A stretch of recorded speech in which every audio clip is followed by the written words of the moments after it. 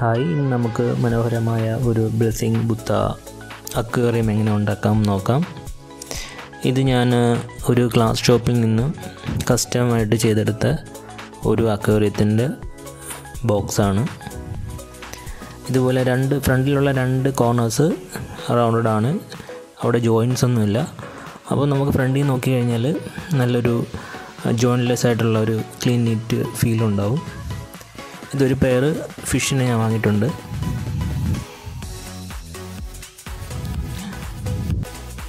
ഇത്തരം ചെറിയ ടൈപ്പ് ഫിഷസാണ് നമ്മുടെ ഈ അക്വേറിയത്തിന് ഏറ്റവും അനുയോജ്യമായിട്ടുള്ളത്. ഇത് ചെറിയ സൈസിലുള്ള പെബിൾസാണ്, സ്റ്റോൺ മെയ്ഡാണ്. ഇത് നമുക്ക് ഈ ടാങ്കിൻ്റെ ഏറ്റവും അടിഭാഗത്തായിട്ടൊക്കെ ഇടുന്നതിന് ഉപയോഗിക്കാം. ഇതും അക്വേറിയം ഫിഷൊക്കെ വിൽക്കുന്ന ഷോപ്പുകളിൽ ലഭ്യമാണ്. ഇതും ഒരു തരം സ്ലേറ്റ് പോലെയുള്ള ഒരു കല്ലാണ്. ഇതും ഇത്തരം ഷോപ്പുകളിൽ അവൈലബിൾ ആണ്. ഇത് ആവശ്യത്തിനനുസരിച്ച് നമുക്ക് ബ്രേക്ക് ചെയ്ത് ഉപയോഗിക്കാം.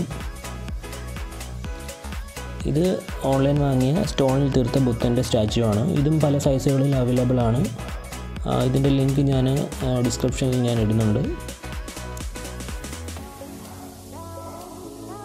ഇതിൻ്റെ സൈസ് നമ്മുടെ അക്വേറിയത്തിൻ്റെ സൈസിനനുസരിച്ച് വേണം നമ്മൾ ചൂസ് ചെയ്യാനായിട്ട്. ഇനി നമുക്കിതെങ്ങനെ പ്ലേസ് ചെയ്യാൻ നോക്കാം. ആദ്യം നമ്മുടെ അക്വേറിയം കണ്ടെയ്നർ നല്ലപോലെ ക്ലീൻ ചെയ്യുക. അതിലേക്ക് നമുക്ക് ആദ്യമായിട്ട് ആ ചെറിയ സൈസിലുള്ള സ്റ്റോൺസ് നമുക്ക് ഇട്ട് കൊടുക്കാം. ആവശ്യത്തിന് സ്റ്റോൺ ഇട്ട ശേഷം നമുക്ക് അതിലേക്ക് ഒരു ഷേപ്പ് ചെയ്ത് കൊടുക്കാം. ബേസ് ഭാഗത്തെല്ലാം അത് ഫില്ലാവുന്ന രീതിയിൽ എല്ലാം ഒന്ന് കൈകൊണ്ടൊന്ന് ഫില്ല് ചെയ്ത് കൊടുക്കാം. ബാക്കി വേണമെങ്കിൽ ആവശ്യത്തിന് ഇട്ട് കൊടുക്കാം. നമുക്ക് ആ ഒരു ഷേപ്പ് കിട്ടുന്നവരെ വേണമെങ്കിൽ ബാക്കി ഇട്ട് കൊടുക്കാം. തുടർന്ന് അതെല്ലാം നമ്മൾ ഒന്ന് ഷേപ്പിൽ അറേഞ്ച് ചെയ്യണം. അപ്പം ഞാൻ ഈ ഒരു രീതിയിലാണ് സെറ്റ് ചെയ്തിരിക്കുന്നത്. തുടർന്ന് നമുക്ക് അടുത്ത സ്റ്റോൺസ് നമുക്കിതിലേക്ക് ഇട്ട് നോക്കാം. സ്റ്റോൺസ് ഇതാണ്. സ്റ്റോൺസ് ആദ്യം വാഷ് ചെയ്യണം, നല്ലപോലെ വാഷ് ചെയ്തെടുക്കുക. വാഷ് ചെയ്തിട്ട് ആദ്യം ഇതിന് ഷേപ്പിലൊന്ന് വെച്ച് നോക്കണം. വയ്ക്കാൻ പറ്റില്ലെന്നുണ്ടെങ്കിൽ മൊത്തത്തിലൊന്ന് പൊട്ടിച്ച് പല പീസായിട്ട് നമുക്ക് അതിലേക്ക് ഇട്ട് കൊടുക്കാവുന്നതാണ്. ഒരു കാര്യം ശ്രദ്ധിക്കേണ്ടിയുള്ളത്, ഈ ബുദ്ധൻ്റെ സ്റ്റാച്ചു ഈ സ്റ്റോൺസ് പ്ലേസ് ചെയ്താലും ഈ സ്റ്റാച്ചുവിന് വേണ്ടി ഒരു സ്പേസ് ഇട്ട് കൊടുക്കണം. സൈസിനനുസരിച്ച് നമുക്ക് ആവശ്യമുള്ള രീതിയിൽ കട്ട് ചെയ്ത് ചെറുതാക്കി നമുക്ക് ഇട്ട് കൊടുക്കാം. ഞാൻ ആദ്യം വെച്ച് നോക്കിയിട്ട് നല്ല സൈസായിരുന്നു. അതുകൊണ്ട് അതിനുശേഷം കുറച്ച് കഴിയുമ്പോൾ ഞാനത് കട്ട് ചെയ്തിട്ട് വയ്ക്കുന്ന ഒരിതാണ് നിങ്ങൾക്ക് കാണാൻ പറ്റും. പല രീതിയിൽ നമ്മൾ അറേഞ്ച് ചെയ്ത് നോക്കണം. പല സൈസിലെല്ലാം വെച്ചിട്ട് നമ്മൾ അറേഞ്ച് ചെയ്ത് നോക്കണം. ഏറ്റവും ബെസ്റ്റായിട്ടുള്ള ഒരു പോസിൽ നമുക്ക് ഫിനിഷ് ചെയ്യാം. നമ്മൾ റൗണ്ട് കോർണേഴ്സ് ഫ്രണ്ടിലാവുന്ന രീതിയിൽ വേണം ബുദ്ധനും സ്റ്റോൺസൊക്കെ അറേഞ്ച് ചെയ്യാനായിട്ട്. മാക്സിമം ഒരു ഭംഗിയാവുന്ന രീതിയിൽ നമുക്കിത് അറേഞ്ച് ചെയ്ത് വെക്കണം.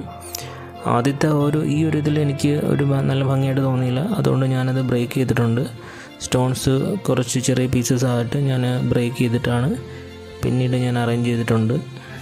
ഇതുപോലെ നിങ്ങളും ഇതുപോലെ പല രീതിയിൽ വെച്ച് നോക്കണം. പല ആംഗിളിൽ സ്റ്റോൺസൊക്കെ താഴെയുള്ള ചെറിയ സ്റ്റോൺസൊക്കെ മാറ്റിയിട്ട് അവിടേക്ക് ഈ വലിയ സ്റ്റോണൊക്കെ അറേഞ്ച് ചെയ്ത് വെച്ച് നോക്കണം. നല്ലൊരു പോസ് ആകുമ്പോൾ നിർത്തണം.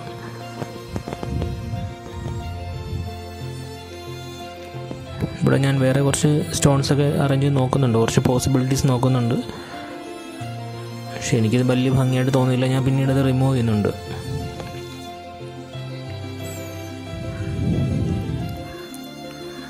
ഇതുപോലെ നിങ്ങൾക്ക് പല രീതിയിൽ എക്സ്പെരിമെൻറ്റ് ചെയ്ത് നോക്കാം. നിങ്ങൾക്ക് കയ്യിലുള്ള പല രീതിയിലുള്ള സ്റ്റോൺസോ കാര്യങ്ങളോ ഒക്കെ കിട്ടുവാണെങ്കിൽ, മരത്തിൻ്റെ വേരുകൾ അങ്ങനെയുള്ള ഐറ്റംസൊക്കെ ഉണ്ടെങ്കിൽ അതെല്ലാം കളക്ട് ചെയ്ത് നമുക്കിതിൽ പ്ലേസ് ചെയ്യാം.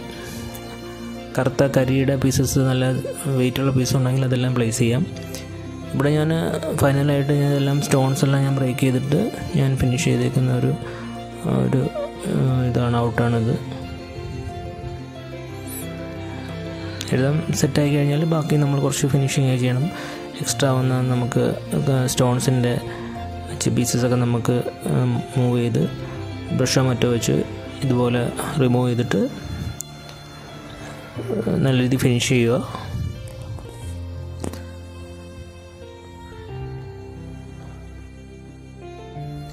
ഈ ബുദ്ധൻ്റെ സ്റ്റാച്യു ഷേക്കാവാത്ത രീതിയിൽ ഈ കല്ലിൻ്റെ ഇടയ്ക്ക് നമുക്ക് ഫിക്സ് ചെയ്ത് വെക്കണം. അല്ലെങ്കിൽ നമ്മൾ മൂവ് ചെയ്യുന്ന സമയത്ത് അത് ചിലപ്പം മറിഞ്ഞു പോകാനുള്ള സാധ്യതയുണ്ട്. നമുക്കിതിലേക്ക് വെള്ളം ഒഴിക്കാം.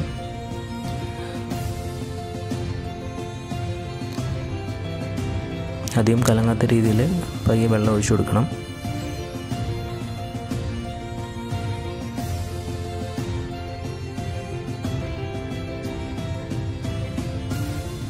അതുപോലെ സ്ലോയിൽ ഏകദേശം ഫുള്ളാവുന്ന രീതിയിൽ തന്നെ വെള്ളം ഒഴിക്കണം.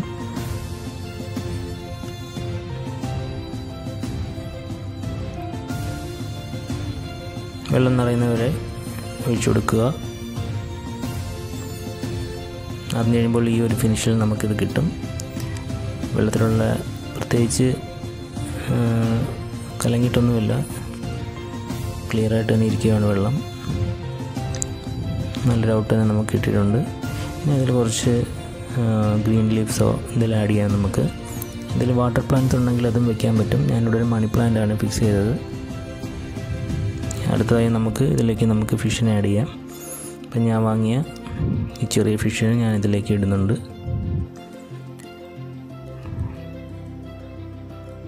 പല ടൈപ്പ് ചെറിയ ഫിഷിനെ നമുക്കിതിൽ ആഡ് ചെയ്യാൻ പറ്റും. ഫിഷിനെ ആഡ് ചെയ്യുമ്പോൾ നമുക്ക് ഈ രീതിയിലുള്ള ഒരു ഔട്ടാണ് കിട്ടുന്നത്.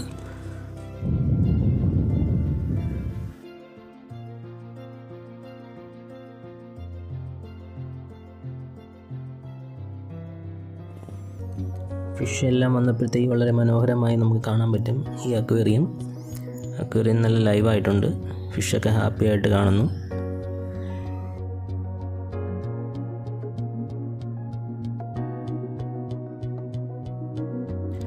പല ആംഗിളിലുള്ള വ്യൂസ് എടുത്തിട്ടുണ്ട്, നിങ്ങൾക്കത് കാണാൻ പറ്റും.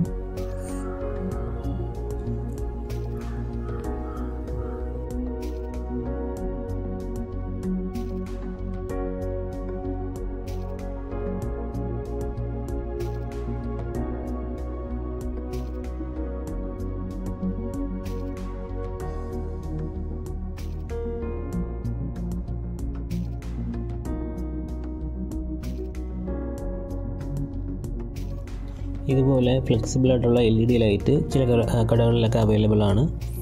ഇത് നമുക്ക് വാങ്ങിക്കഴിഞ്ഞാൽ ഒരു പവർ ബാങ്കിൻ്റെ സഹായത്തോടെ നമുക്കിത് ലൈറ്റൻ ചെയ്യാൻ പറ്റും. അപ്പോൾ നൈറ്റിലൊക്കെ നല്ലൊരു ലൈറ്റിംഗ് എഫക്റ്റ് നമുക്ക് ഈ അക്വേറിയത്തിന് കൊടുക്കാൻ പറ്റും. അതൊരു മനോഹരമായ കാഴ്ചയാണ്. ഇപ്പോൾ ഒരു കളറുള്ള മത്സ്യങ്ങളൊക്കെ ഇട്ട് കഴിഞ്ഞാൽ മൊത്തത്തിലൊരു തിളക്കവും ഷാഡോ ഒക്കെ കട്ടായിട്ട് നല്ല ഭംഗിയായിട്ട് നമുക്ക് ഒരു ഔട്ട് ക്രിയേറ്റ് ചെയ്തെടുക്കാവുന്നതാണ്. എല്ലാവരും ഇത് ട്രൈ ചെയ്ത് നോക്കുക. ചെറിയൊരു സ്പേസിൽ മനോഹരമായിട്ടുള്ള ഒരു അക്വേറിയം നമുക്കിങ്ങനെ ചെയ്തെടുക്കാവുന്നതാണ്. ഇതൊരു സ്പെഷ്യലായിട്ട് നമുക്ക് ഉണ്ടാക്കിയെടുക്കാൻ പറ്റുന്ന, സിമ്പിളായിട്ട് ചെയ്യാൻ പറ്റുന്ന ഒരു അക്വേറിയമാണിത്. എല്ലാവരും ട്രൈ ചെയ്ത് നോക്കുക. പ്രോഡക്ട്സിൻ്റെ ഡീറ്റെയിൽസ് എല്ലാം ഞാൻ താഴെയുള്ള ഡിസ്ക്രിപ്ഷനിൽ കൊടുത്തിട്ടുണ്ട്.